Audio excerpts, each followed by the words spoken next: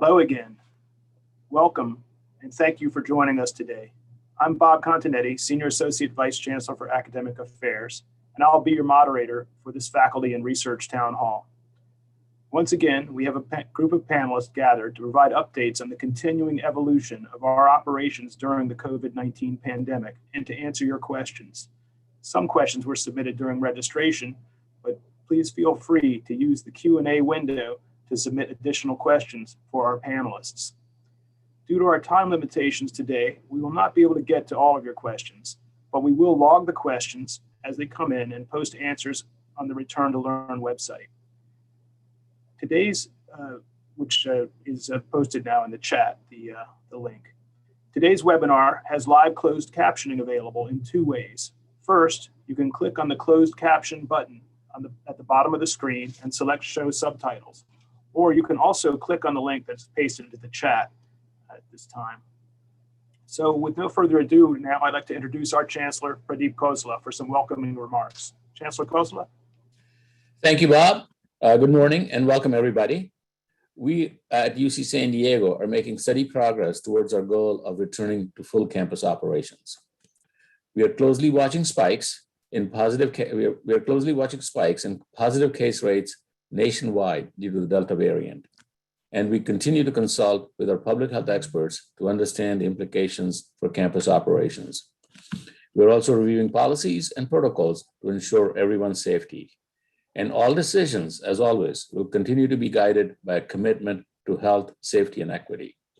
UCOP has shared the final COVID-19 vaccination policy, and more information and a link about this policy and a link to FAQs for employees are available on our Return to Learn website's vaccine page. Our compliance plans for each campus are also being finalized. And action steps for UC San Diego employees will be disseminated in the weeks ahead. Even though more than 90% of our campus employees have already been vaccinated, I urge the remaining 10% to get vaccinated. Vaccination is the best line of defense to protect yourself and our campus community. Vaccinations are also available at the Price Center by appointment. So please go to the vaccine page on the Return to Learn website for more details. A quick reminder that masking indoors on campus is still required, regardless of vaccination status. Let me repeat this. Masking indoors on campus is still required, regardless of vaccination status. Exceptions include when eating and drinking and when alone in a closed office. We have demonstrated that we can successfully and safely return to campus. We have the systems, we have the protocols, we have the experts and the data science to guide our decision-making. And we at UC San Diego will continue to set the bar for other institutions. So thank you very much for your hard work, for your patience and your flexibility.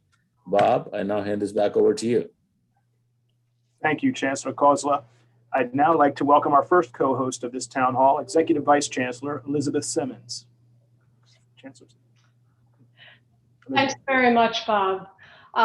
Everybody, it's really great to have you with us this morning because your strong engagement with our campus planning efforts for the rest of this summer and for the upcoming fall are really integral to our success. I want to also thank you for everything that you've done over the last 15 months to keep our educational and research programs moving ahead as strongly as possible. We all know that our students have been the immediate beneficiaries of your accomplishments, and in the long run, our state and the nation will also benefit from everything that you have been doing. So thank you. I will look forward to seeing all of you back on campus in the fall, or hopefully some of you even in the summer. And in the meantime, today we'll do our best to answer questions here or on the RTL website. So thanks again for being here. Back over to you, Bob. Thank you, EVC Simmons. Now I would like to welcome our second co-host for today's town hall, Vice Chancellor for Research, Sandra Brown. VC Brown.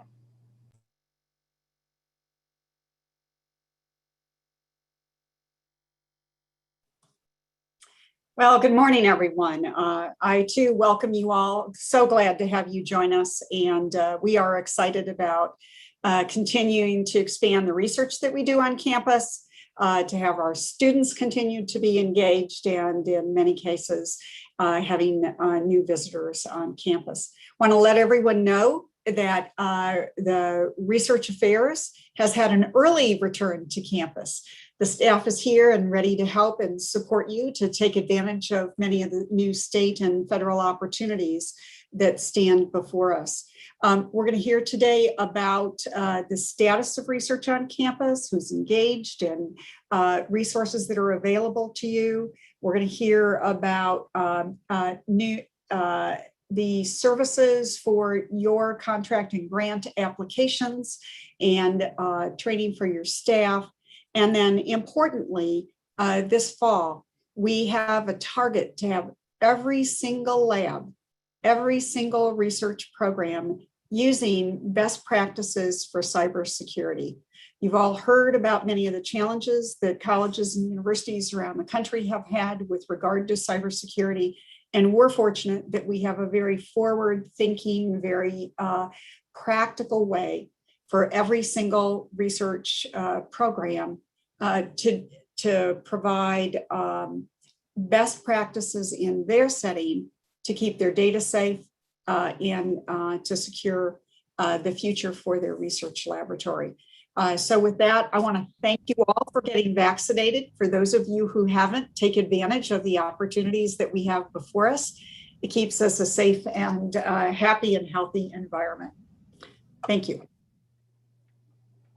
Thank you, VC Brown. Now we will hear from Academic Senate Chair Stephen Constable. Thank you, Bob, and welcome everybody. I join you today from my campus office, and it's very heartening to see people returning to work and once again participating in those serendipitous corridor conversations that are not only pleasant but can be ever so useful at times. But keep wearing those masks. I would add that the system-wide Academic Senate is very supportive of the Office of the President's vaccine mandate, and here at UCSD, the Senate is in ongoing discussions with the administration about implementation plans. As anticipated, there's still a small residual need for remote instruction in the fall, but I will say yet again that nobody will be expected to teach both remotely and in person, at least not without getting credit for both. On the other hand, most of us have learned how to post materials online to assist students who can't be available in person. It's still an open question what things will look like after the fall. And we convened a Senate admin work group to make recommendations about how our experiences with remote teaching might be carried forward as we come out of the pandemic. Finally, I'll alert you to a new teaching issue in the fall. The Department of Education is enforcing the requirement that students' commencement of academic activity be verified as part of the federal student funding regulations. This was discussed at the last representative assembly. The plan is to try and use Canvas and other student web interfaces to make this as automatic as possible. And with that, back to Bob. Thank you, Dr. Constable. Now I would like to introduce our first presenter today, Dr. Chip Schooley, Professor of Medicine, to update us on the status of the pandemic.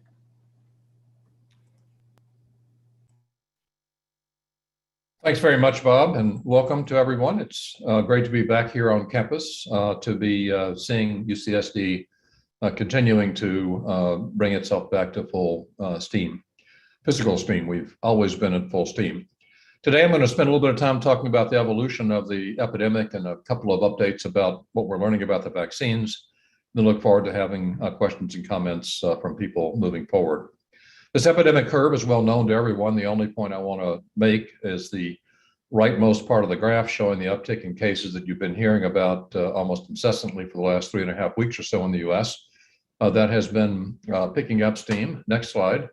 Particularly in places where vaccine hesitancy has been most profound, mainly in the southern and middle parts of the US, with states having case rates that are beginning to approach the sorts of case rates they had in the middle of the winter pandemic with no end in sight. Some of these states have vaccination rates in the 30% range. Next slide. In San Diego, we're seeing an increase in the number of cases, but very few, but a much slower rise in hospitalizations. And this reflects the fact that we're counting both parts of this dual epidemic. we're counting people who are vaccinated and having either no disease or mild disease and happen to be picked up shedding virus when they are undergo testing for what people might think is the flu or allergies. And then we have a smaller group of people who are not vaccinated and are contributing to the hospitalization rate, which is picking up in San Diego County. Next slide. The thing that has contributed to this increase from the biological perspective is the arrival of the Delta variant shown on the bottom part of the screen. We've been talking about the variants since last fall. As the virus has evolved, it has picked up new capabilities that have made it better able to transmit itself in the human population and more capable of causing disease. The Alpha variant, as we used to call it, the British strain, was one that picked up the ability to grow more rapidly and was more transmissible than the parent strains that we had early in the spring last year. The South African and Brazilian beta and gamma strains added the capability of evading some of the immune responses and being less responsive to vaccines. And the Indian strain combined both of these and is able to grow more rapidly, can cause more severe disease, and is less responsive to some of the vaccines we use, although the vaccines are highly effective in keeping people from being severely ill. Next slide. What we're seeing in the US now then is basically the same thing we're seeing in San Diego County. You can see in the dashed green line on the bottom that among fully vaccinated residents, we're seeing not much of a change in terms of case numbers. And the cases we're seeing are ones that, as I said earlier, are mild in terms of their medical import. The county average is rising rapidly, and that's being driven by the orange line, which are the 20-odd% of the San Diego County people who are not vaccinated. These are the people who are unfortunately becoming severely ill and ending up in the hospital and driving the rapid rise in cases that we're detecting. Now, what impact do the vaccines have on this? Next slide. Last week in the New England Journal of Medicine, a paper appeared that looked at a group of first responders who were undergoing vaccination and prospectively looked at how much virus they shed if they happened to become infected before or after they became vaccinated. And you can see in this line of data that I have highlighted with a blue arrow that those who were unvaccinated on average had 3.8 log 10 of virus in their nasal secretions, and those who are partially vaccinated or fully vaccinated had 2.3 logs. Now, the authors actually understated the impact of this in the final column, the percent difference, because they took a percent of a logarithmic variable. And next slide, if you actually look at the actual numbers, there's a 97% decrease in the amount of virus in the nasal secretions of the average person who sheds virus after vaccination. And 2 lines down, you can see the mean time that they shed virus drops from almost 9 days to just below 3 days. So there's a big benefit in terms of area under the curve with respect to how much shedding we do if we're vaccinated and happen to become infected.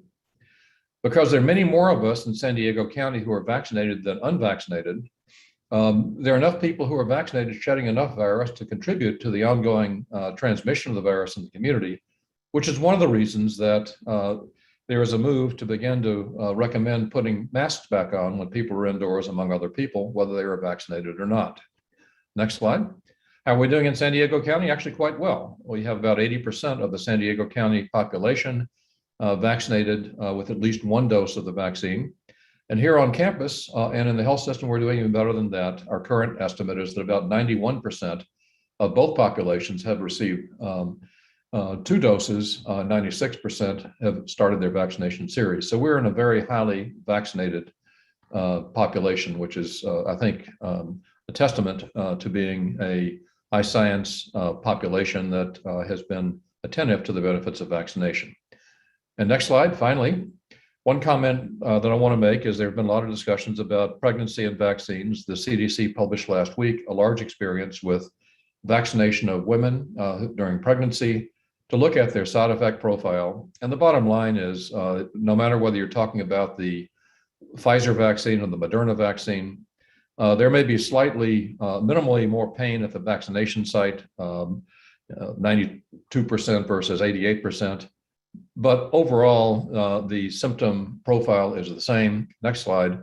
And more importantly, when you look at in the pregnancy registry on the far right, the frequency of adverse events within pregnancy, it mirrors very closely what we see in the general population who have not been vaccinated.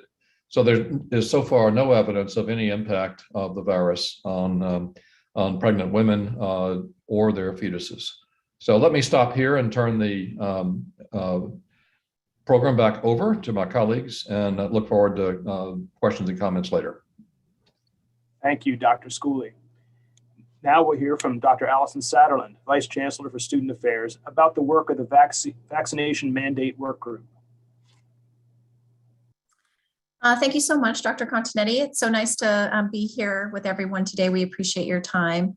I just wanted to share quickly on behalf of the chair, Dr. Sosha, who's leading our vaccine mandate work group, on the dozens of people who've been contributing to this effort, for the safety and well-being of the entire university community.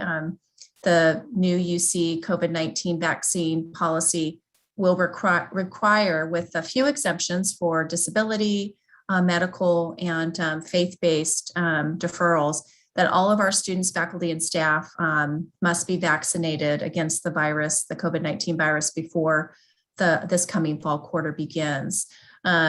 Individuals will be required to show proof of vaccination, and this is a very complicated process. And our campus is currently preparing for how we will record individual vaccination status across students, faculty, and staff members. So we've been partnering the last couple of weeks, meeting almost daily with human resources, both on academic personnel, ITS, and our partners in health, and many partners on campus, to develop the back-end processes that will ensure both privacy and also ease in uploading through either my chart or my student chart current vaccination status, and then also making available for those, again, who anticipate needing an exemption / deferral for disability, medical, or faith-based needs, to have a similar process that protects privacy and is also efficient as well. It's our goal to roll out the information specific for faculty, students, and staff in the next few weeks. We will also be working with a third-party provider, and then have been working closely, of course, with our sister campuses and the UC Office of the President to ensure that all of the information available to answer questions by way of FAQs and town halls such as this are available for all of our constituents, and of course our parents and families as well, in support of their students. Just as a reminder, the policy will be required 2 weeks before we all return on site for the fall quarter. And coupled with the mandate, the campus is going to continue our multi-pronged approach, using education, masking, testing. We'll continue with our wastewater surveillance, and we're working through an updated progressive discipline process to ensure that students either or employees also have their exemption in place or have demonstrated their full vaccination status. And then most importantly, that we continue to celebrate the great progress we've made as a community as it relates to our vaccination rates, which are quite high, and we're very proud of everybody's continued commitment in this regard. Thank you so much, Dr. Continetti. I'd like to now pass this back to you. Thank you, VC Satterland. Next, we will hear from Senior Director of Employee and Labor Relations, Terry Winbush, on the return to campus planning. Thank you, Bob.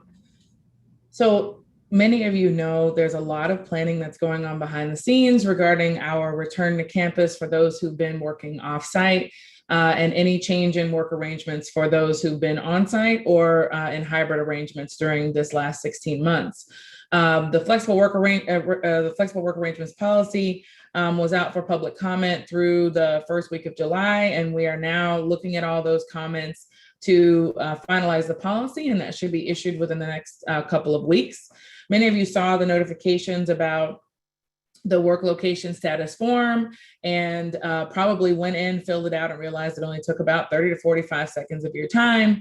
And you did so that we can have an understanding of where people are as of last Friday. And then if your work modality changes, to go in and redo the work location status form to reflect your most updated work modality. So please keep that updated just so that we have an awareness of where people are as we engage in all the planning around a number of things associated with our work. But one of the things that I know is most on people's minds is how we handle parking and parking availability and things of that nature.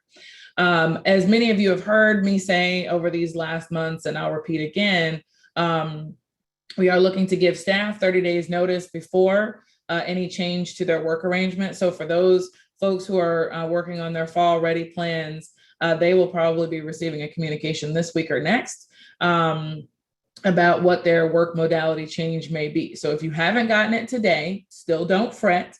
It is coming by the end of this week or early next week, so that you have 30 days notice of what things will look like for your fall ready plan. And as many of you know, we are supporting all of the vice chancellors, the executive vice chancellor, and the chancellor's units on their return to campus processes through the framework, rubric, and ultimate guidance and requirements of each of the VCs, the EVC, and the chancellor for his units. So with that, I'll turn it back over to you, Bob. Thank you, Senior Director Winbush. Now we're going to hear research updates from Dr. Jim McCarrow, Dean of the Skaggs School of Pharmacy and Pharmaceutical Sciences, Michael Korn, Chief Information Security Officer, and Ross Damon, Assistant Vice Chancellor for Contracts and Grants. So I turn it over to you, Jim. Okay, thank you. So there is a slide available, which I don't see up now, but I'll just go through what it says. Research ramp up. So there was some questions about whether research ramp up plans were still required. Yes, they are. And the forms for those can be found on the research ramp up website. I'm pretty sure that virtually all laboratories on campus have put in this form already. But if there are new faculty, new investigators, yes, you still need a research ramp up plan. However, the good news is because over the past probably more than a year now, there has been no evidence of transmission of the virus in laboratory settings. That has allowed us now to say there will be no density caps, no population density caps. That is percentage of your lab that has to come in. Everyone can be working, and also no physical distancing required. Generally, depending upon the type of research that's done, that becomes an issue, but there's no distancing required. However, because of mandates from the campus, masking is still required indoors. Okay, so remember that includes in laboratories, in all settings, unless you're in your own. If you're alone in your office, it's closed. Then you're not required to wear a mask. Okay, but otherwise, this is true. Also, remember you should continue to do the daily symptom screening, that form which is sent to people by email. And so that's required as well. And finally, all the people who are working should have an employee work location status form completed. And again, that form is available online. Okay. Finally, just some notes about human subjects research. If your human subjects research is really like a clinical trial, then you need to follow the guidelines set by the health system, not the guidelines set by the campus that we're talking about. Okay, so the guidelines from the health system are more stringent, and you should refer to individuals in the health system for those guidelines. However, if your human subjects research is non-clinical Okay, then you follow the campus guidelines. And remember, that's masking indoors, symptom screening, etc. And that means that when you have people coming in, they still need to fill out the symptom screening form that is available as a PDF if they are not from the campus. Okay, they still need to fill that out, and they still need to wear a mask when on campus. Okay, so those are the updates, and I'll turn it back to you, Bob. Okay. Thank you, Jim. Actually, we'll turn it over to Mike Korn now to talk about information security. Thank you, Bob. I appreciate the opportunity to speak to everyone today. First, let me say what I'm going to talk about is an update to our cybersecurity certification for research program. This is a program that was created in response to the UC San Francisco ransomware event last year. It's a mandatory program. And really what we're trying to do with this program is help researchers secure their research data and their research programs. It's very important to think of this in the context of all the discussion today about vaccines and public health, because what this program attempts to do is effectively inoculate our research mission against attacks such as we see with ransomware. Now, what we've done in this program is identify the minimal number of highly effective security practices that we really need to embrace as a campus in 2021. We are in a world where we cannot keep operating like we have for the past 20 years. The attacks are too sophisticated, they're too malicious. Now, the other thing we've done with this certification program is when you complete it, and it's very simple, I'll walk you through what it takes to complete the program in a second, you get a certificate, a statement of certification.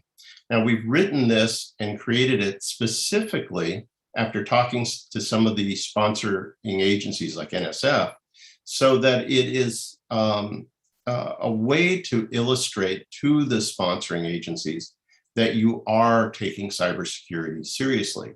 We are seeing all of the agencies, whether it's NIH, NSF, DOE, the DOD, they are all raising their bar on what they expect from contracting grant recipients.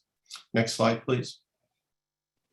So what's new? The program remains pretty much the same. If you go to assure.ucsd.edu, you can see the outline of it. But what we've heard from people that have gone through it so far is they were a little confused. Do I fill out the form? Do I take these steps you're requesting? Sort of what's the process? So we've tried to simplify it by creating a quick start guide. So the way the program is laid out is you go off and take care of certain practices, and I've listed them here for you, and it's on the website. Once you're through those, you go to the certification website, complete a form where we collect some information from you on the nature of your research, contact information, which is very critical for when we do detect a compromise, so we can bring the campus resources to bear and help you clean it up. And that's it. It really is designed, as I believe VCR Brown mentioned earlier, to be very lightweight, very smart, and very focused. So I won't go through all of these, but I will point out items 1 and number 2 on the list, because I want to provide a little clarity here. The number one thing you can do to protect your research from ransomware or any kind of malware is to make sure the critical parts of your data and your analyses are backed up and stored offline. And many of you are going to say to me, Mike, we've got an array in my lab, we back everything up, we're good. Well, what happened at UC San Francisco, and we see this increasingly, hackers get into your environment, the ransomware spreads, and then they go and delete your backups because now they're holding your data hostage. So it's not enough just to have a drive you picked up at a big box store storing your data. You need to make sure it's secured properly. So what you'll see on the website are some links which take you to campus resources for backup.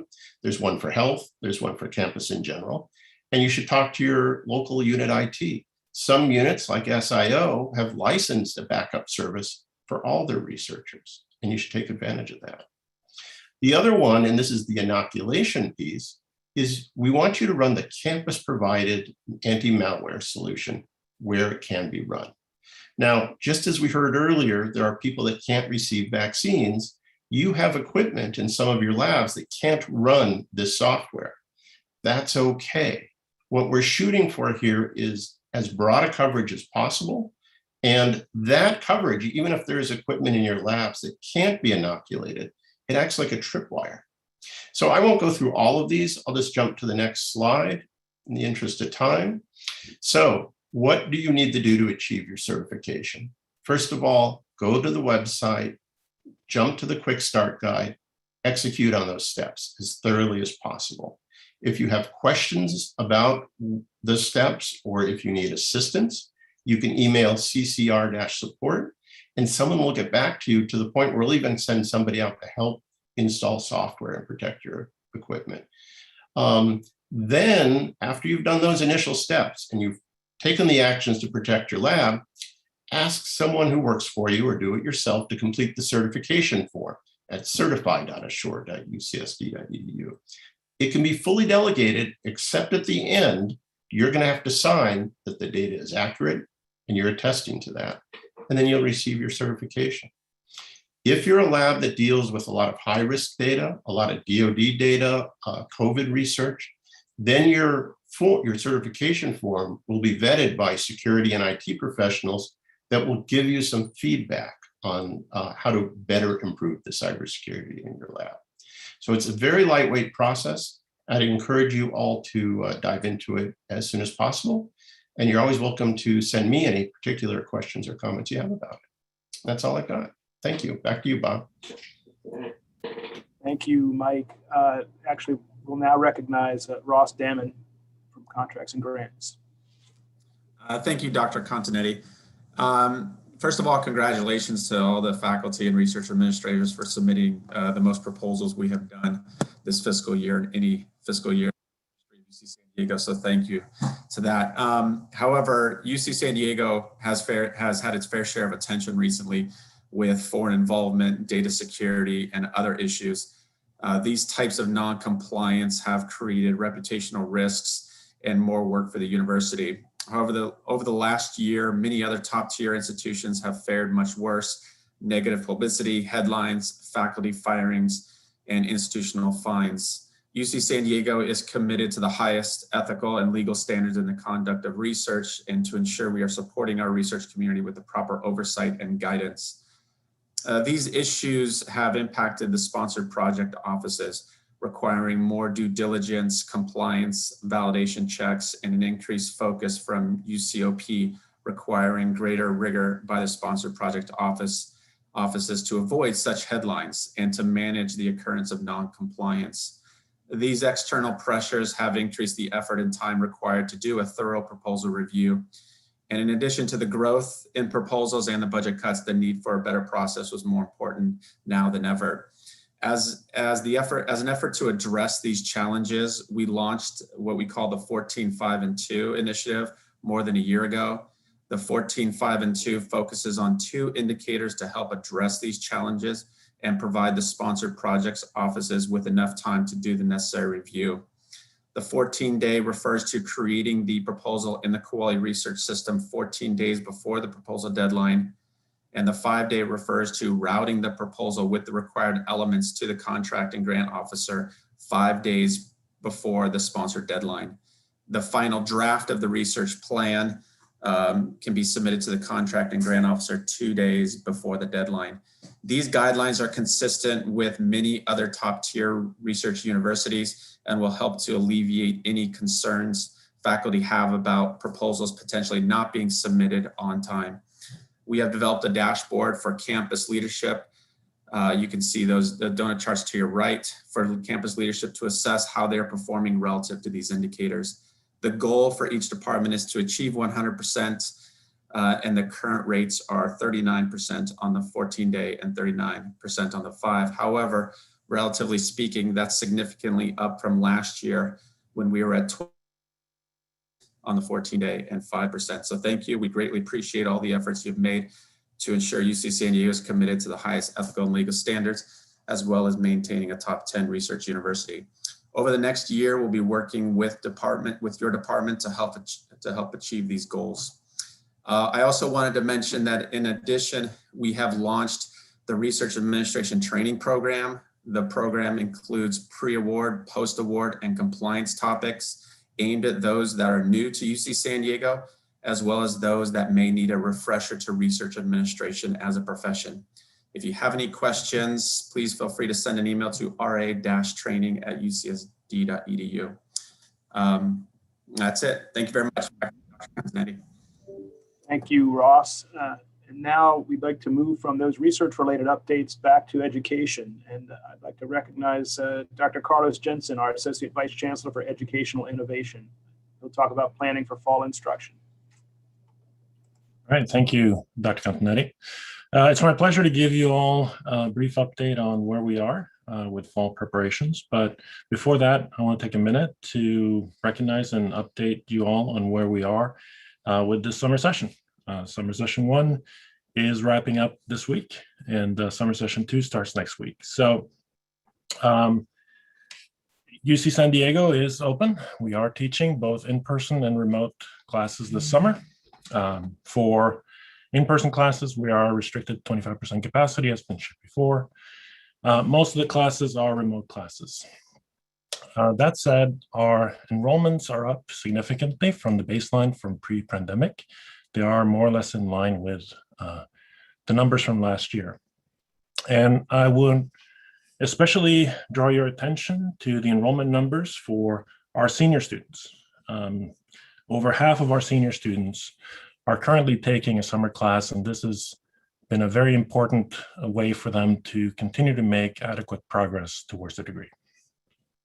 We are also about ready to start our summer bridge program, and that will be a record-breaking class of about 800 individuals receiving a scaffolded experience into UC San Diego over the summer. Next slide, please. So for fall, we've shared the following assumptions previously. Classrooms, both indoor and outdoor, will be back to 100% capacity. There will be no need for social distancing. The vaccines will be mandated, as been shared by the Office of the President. And we are working to finalize the masking guidance. We expect updated guidance from the Center for Disease Control as early as today, and we expect state guidance to follow shortly. Be assured that, as always, we're monitoring the latest and best science and guidance, and we will adjust our approach accordingly. So as of right now, we have about 4,600 course sections scheduled for fall. About 323 are currently being offered remote. So as you can see, the vast majority of fall instruction is projected to be in person. So far, students have registered for 91,000 units of instruction, and the vast majority of that, again, is in person. So far, 26,000 students have registered. Keep in mind, our first-year students have not yet had the opportunity to register. Registration for them starts in a couple of weeks. So this is for continuing students. And so far, the vast majority of students have either an in-person or a hybrid schedule, with only 106 students being fully remote. There is some uncertainty in those numbers associated with especially the graduate students who do a lot of lab work, and that lab work isn't always captured in the system as to whether it's in person or remote or a mix of the two. So the one additional complexity for the fall is the ongoing visa and travel disruptions for students trying to make it back to UC San Diego. And there's been a lot of questions from faculty and from departments on this issue, and thank you for looking out for those students. These students are struggling to join or rejoin UC San Diego through no fault of their own. There's still significant visa, embassy, and travel disruptions in place. It's hard to get a firm number on these as they change daily, and we are tracking them on a day-to-day basis. But we're currently looking at approximately 2,000 new students and about 1,500 continuing students whose ability to join us is up in the air. We're working individually with each of these students and updating their status on a weekly basis. We expect that some of these students will defer. Some of them will make it to campus over the next 2 months. Visas are being issued at record speed in some cities, but others will be looking for remote options. In addition, a yet to be determined number of domestic students will need some form of accommodation due to health issues.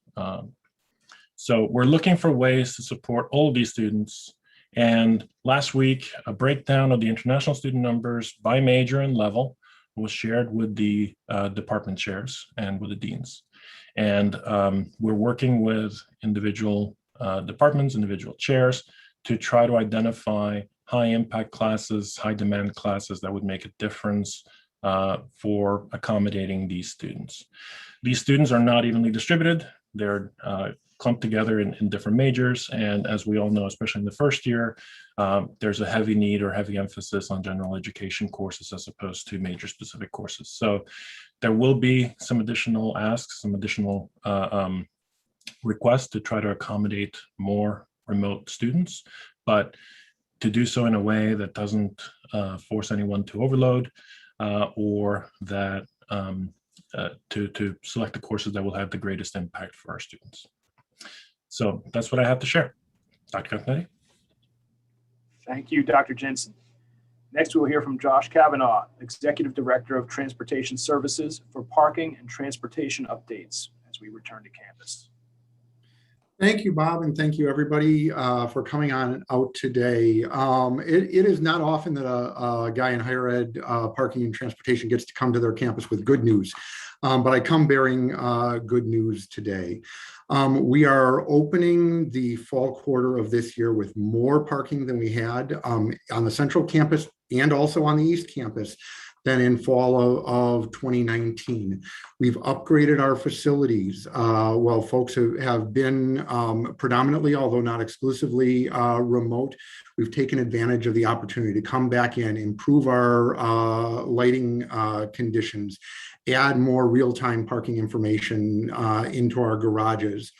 And I'm really excited about something that we've been able to do that is responsive to a place that faculty have been for a long time now, but that the staff side of the house or administrative side of the house is newly in, and that's the hybrid work environment. Our faculty, for years, your work has followed you wherever you were.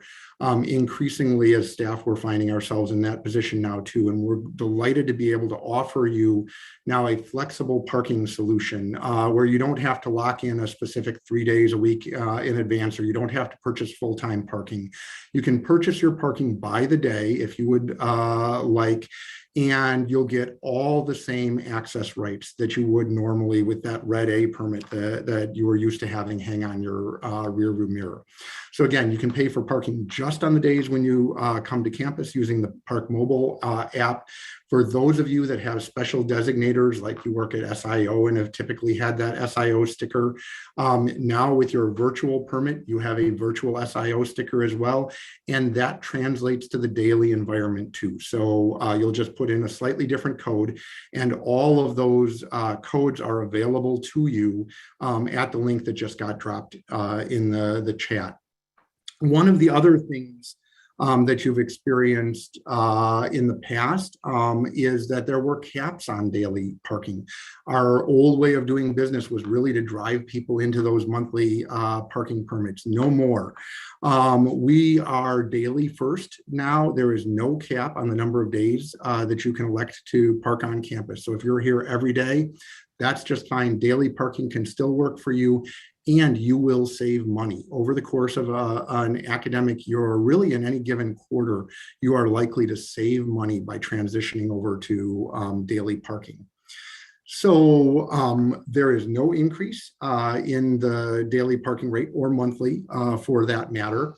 And we anticipate by the beginning of fall quarter being able to extend the tax advantage that monthly parking has historically had to daily parking as well.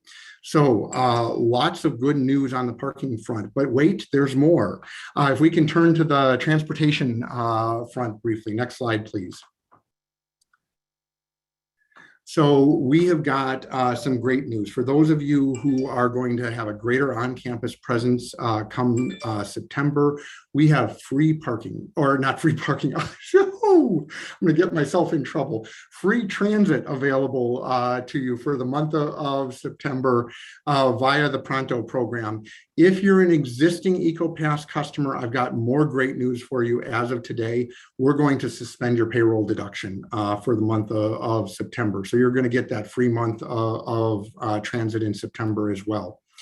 If you are returning to campus after some time away, or you haven't tried transit in a while, your first quarter of EcoPass is on me. 100% free to you. After that, you'll go to 50% of the cost that I pay for that pass in your next quarter.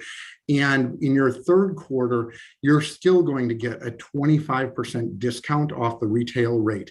And as long as MTS will keep giving me that bulk discount for buying all your passes together at once and taking on that administrative burden, I'm going to keep passing that through to all of you. So we hope that that's going to be there for a very, very long time. In addition, if you live in North County, you come down on the coaster. Unfortunately, those passes are a little bit more expensive. I can't afford to do a free quarter, but half off for the first quarter. And so if you haven't been riding coaster for a while, train frequency has ticked back up. I hope you will jump on board. So our Triton Commuter Club has launched while we've all been Zooming, and it's a great program. It's consolidated our carpool and vanpool matching services, but it's also harmonized all of our incentive programs around parking and transportation.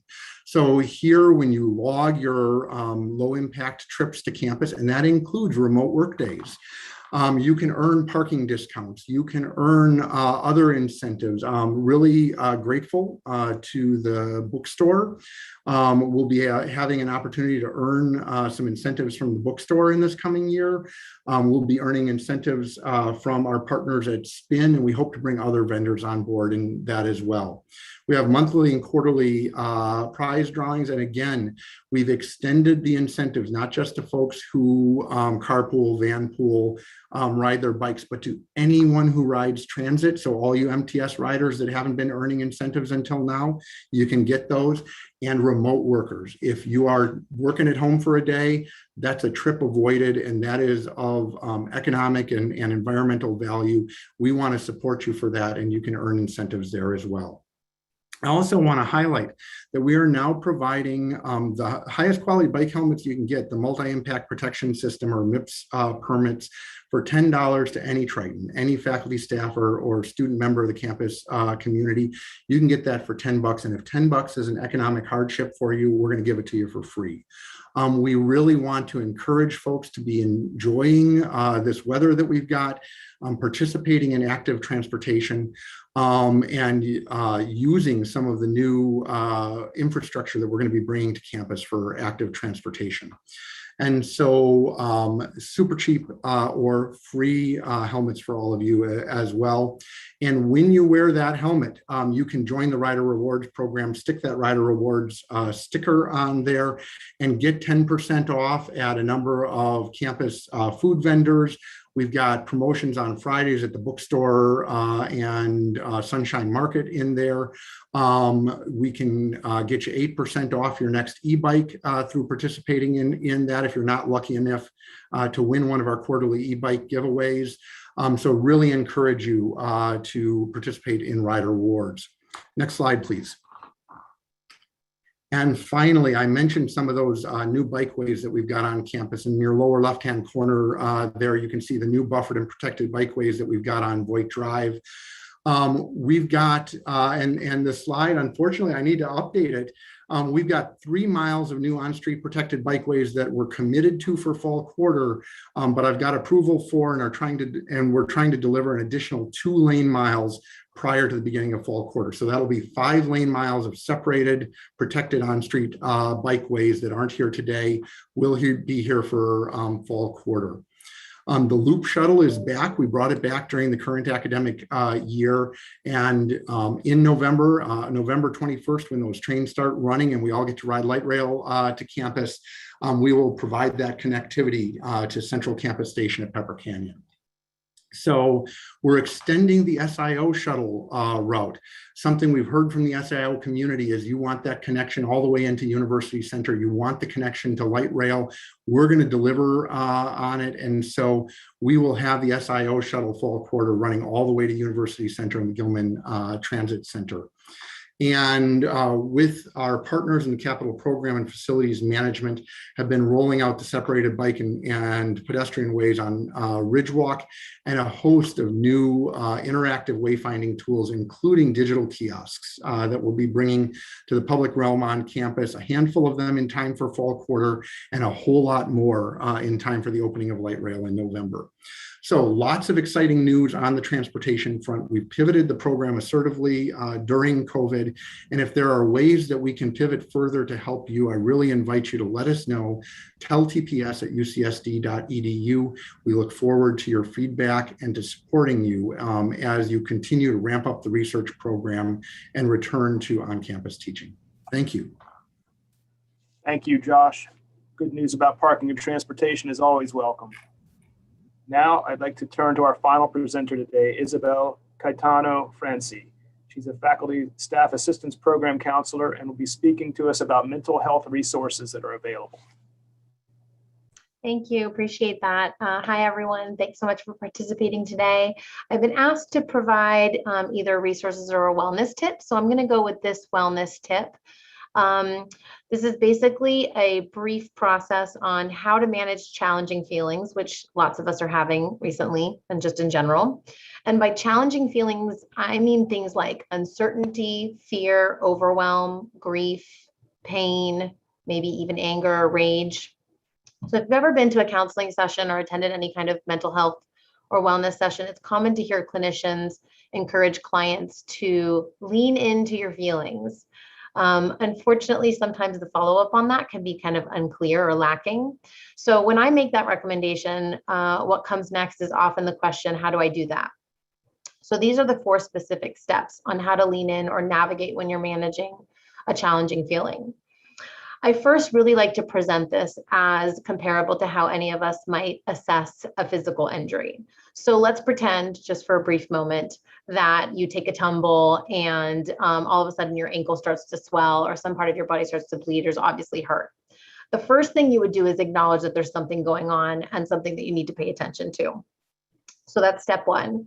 And then ideally, you could label that. The more specific, the better, right? So my arm is bleeding, my finger's cut, my ankle's swelling, etc.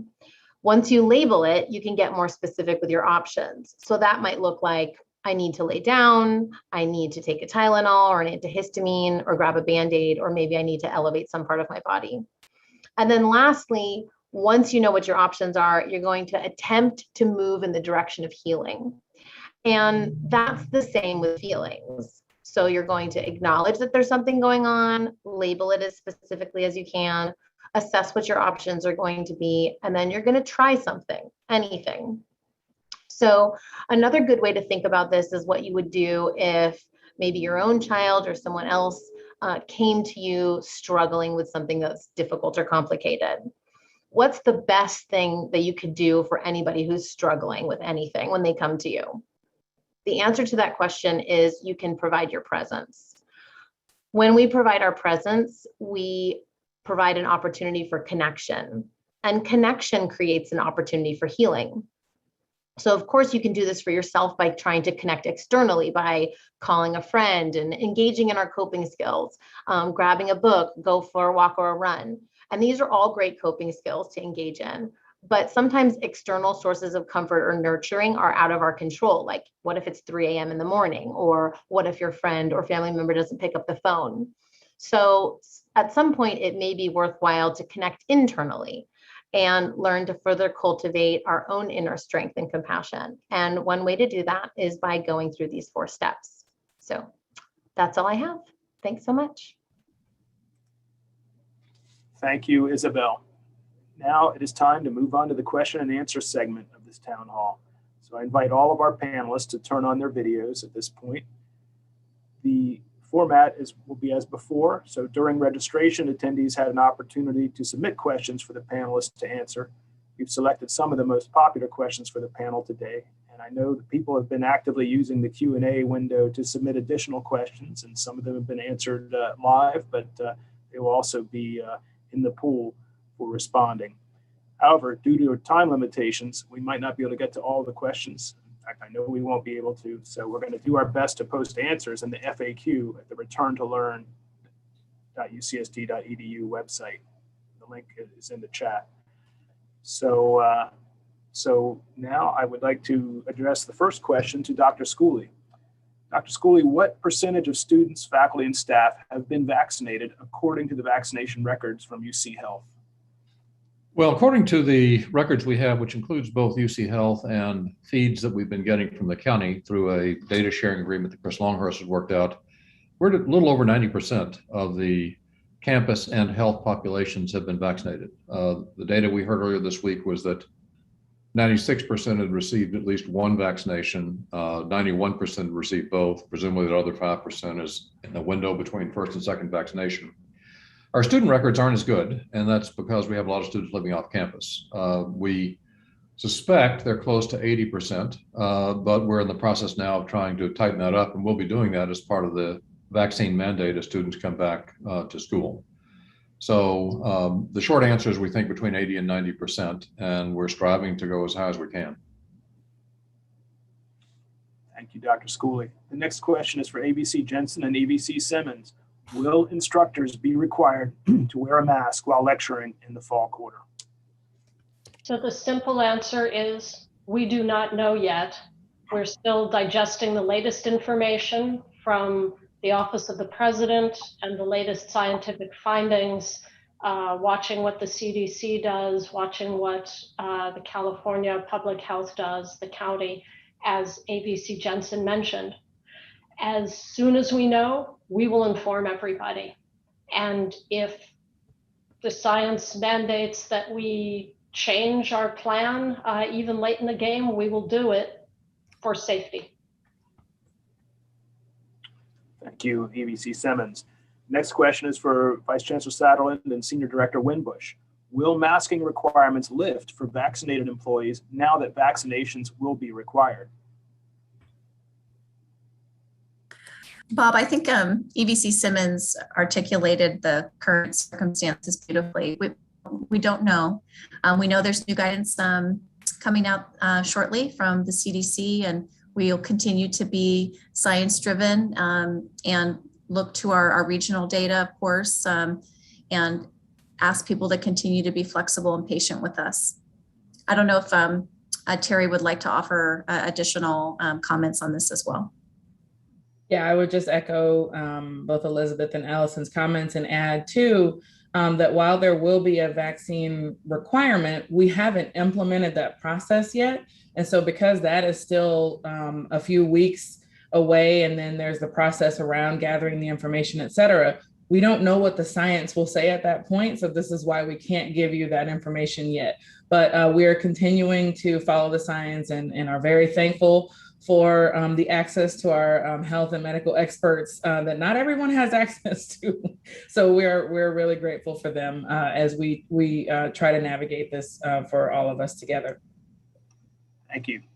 The next question is for Dr. Schooley. The number of people in our community have gotten the vaccine now approaching 6 months ago. So can you provide information on booster shots? Will they be required? And will immunocompromised individuals require them sooner than others? So that's a great question. And the short answer is yes, we're going to need to be boosted over time. The timing of it is what we're working on now. There have been some really comprehensive studies in Israel where the whole population was vaccinated as best they could, and then they've been following comprehensively, prospectively, infections in those who've been vaccinated, and they have begun to boost people who are immunocompromised, renal transplant recipients, and people with underlying immunocompromised conditions. The CDC had a meeting late last week and early this week has been talking about beginning to boost that population first. I think we'll likely be in a situation where we may want to revaccinate people who are at particularly increased risk if they happen to get infected despite being vaccinated. When we look at people who are in the hospital despite being vaccinated, they are often people who are either coming to the infection with bad lungs, bad liver, bad kidneys, morbidly obese. So that population would be one that I would think would be a candidate for revaccination.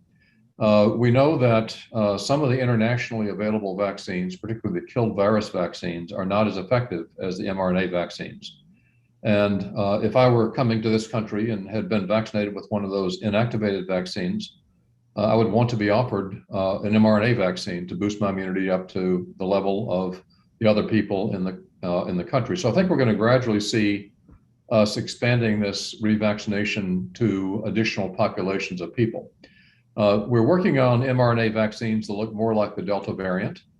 And as the virus continues to evolve, one of the nice things about mRNA technology is that tweaking it is easy. And so we'll see a series of iterations of boosters that try to anticipate circulating strains in the population going forward, just like we do with influenza. Thank you. The next question is for Senior Director Winbush. When will we have a vaccination verification plan in place? As VC Satterlund mentioned earlier during her presentation, we've been working fast and furiously in the evenings and sometimes during the day to try and get all of the processes in place. We expect to be able to communicate about those processes within the next couple of weeks.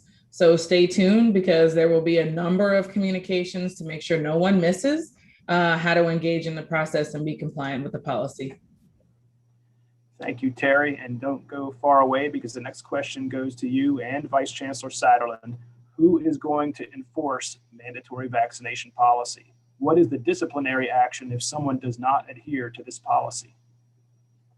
So I'll start by saying those are really good questions that hopefully we won't need to answer, because our population is so vaccinated that all we have is that other 10% threshold to cross. And so for those in that 10%, if they are able to get vaccinated, I have deep hopes that they will go and get fully vaccinated. And for those who can't, we expect that they will likely file for an exemption or a deferral.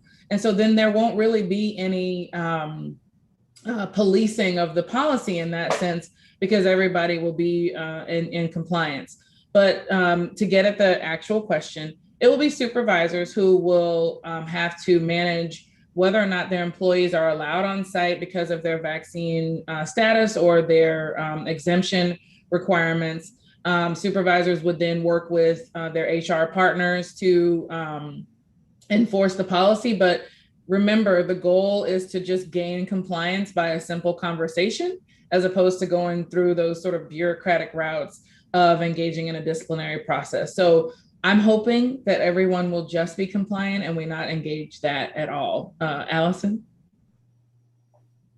Thanks, Terry. So we've been working, Jim, Anthony, and John Moore, and our partners across what we lovingly refer to as our Friends of Conduct, to think about this very question. And we will apply the progressive discipline approach that we developed for last year as it relates specifically to testing compliance. You know, really looking at what are the barriers to a student being in compliance with the mandate, working to remove the barrier to that access, reinforcing education and ease in ensuring students know also what's expected of them, and making available for those who have a medical, faith-based or disability required deferral, making that available to students. We will refer students forward through the student conduct process if a student with all of those other efforts fails to comply, and then applying the appropriate sanctions dependent on the specific case for the student. So We had an incredible student engagement in this space last year around testing and other COVID-19 requirements. And Jim and John and I are just so thrilled with students and their efforts last year, and will continue to apply a progressive discipline approach this coming year as it relates to the COVID-19 mandate as well. Thank you both. The next question is back to Dr. Schooley. Will the vaccination verification allow for researchers to work safely unmasked? Over the short term, my own practice is going to be wearing a mask indoors and around other people. And we are still in a mask situation, I think, from the standpoint of where the epidemic is. As the seasonal, as the incoming number of viral introductions decreases, as we got control of the virus in the community, then I think we'll be in a position to be able to be less restricted with masks. But I think in general, we should be wearing masks indoors around other people. Whether we're talking about UCSD, at the shopping mall, other places, it's good practice with where we are with this epidemic right now in the community. This is not a forever answer, though. And that's the good part about this epidemic. We are always able to pivot when new information evolves, and I don't think we'll be wearing masks for the rest of our lives. Thank you, Dr. Schooley. The next question is for ABC Jensen. Will there be flexibility for instructors to choose to hold office hours remotely or in person? This has always been something that's been at the instructor's discretion, working together with your department, your program, to determine what's the best, most appropriate thing for the students and for your safety and comfort. So, yes. Thank you. The next question goes to Dean Moore at ABC Jensen. How or when will departments be notified of priorities for remote classes for fall 21?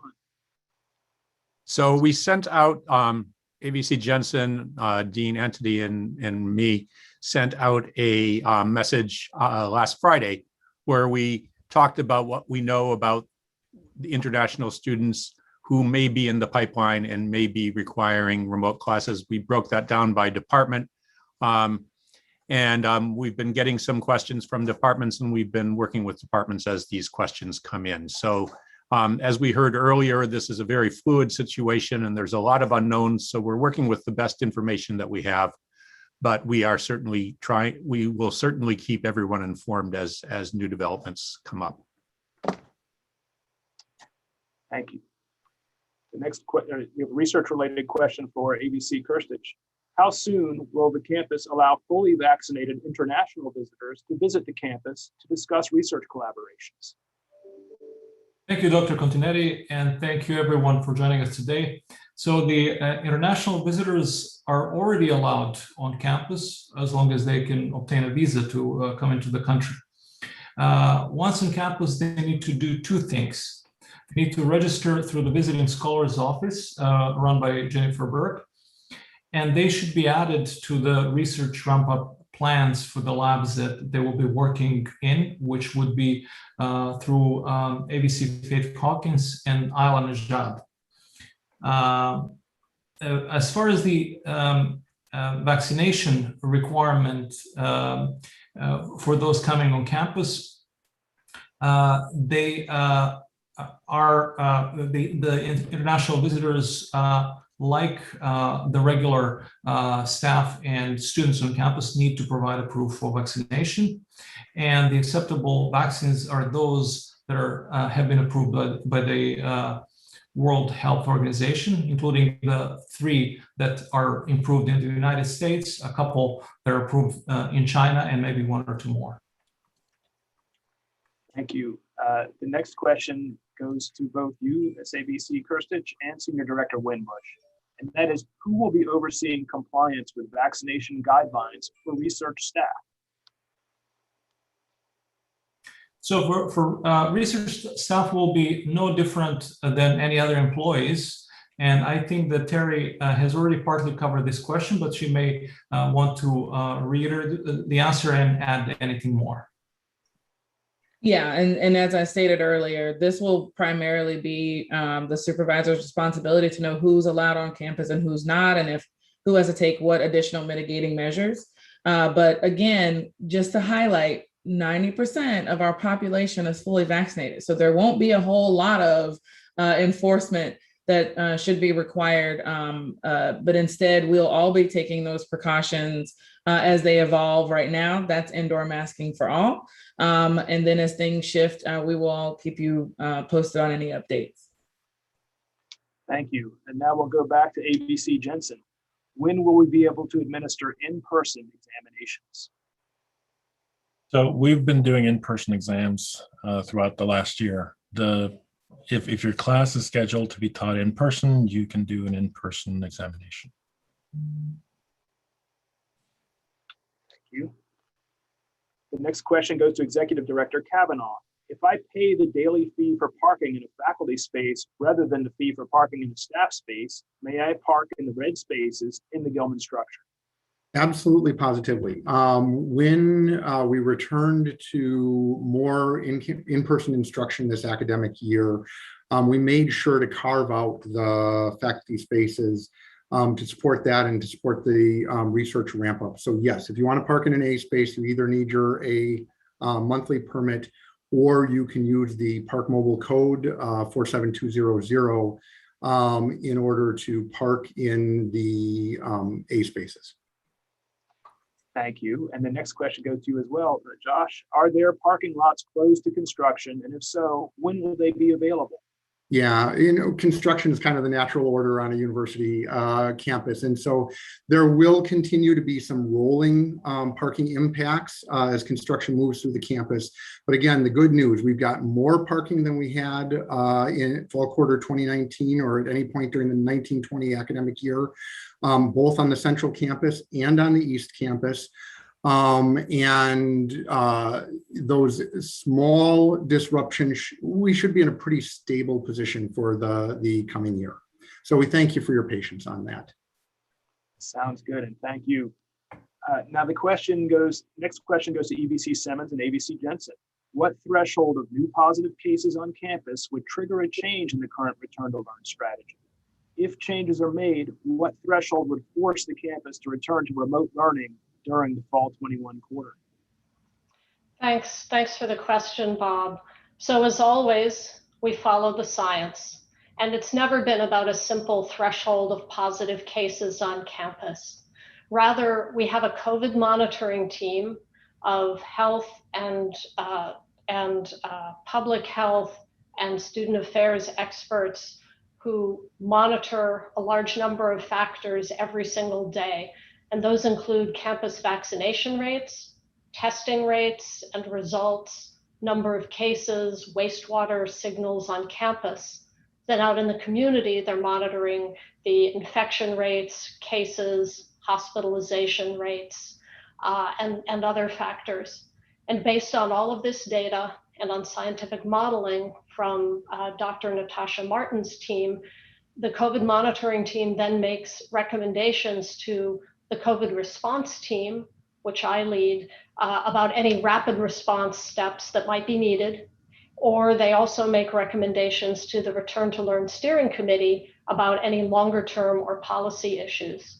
So through this process, we determine what measures such as additional masking, additional testing, messaging need to be taken at any given time. And this is the same process that we would use to determine if teaching modality needed to shift.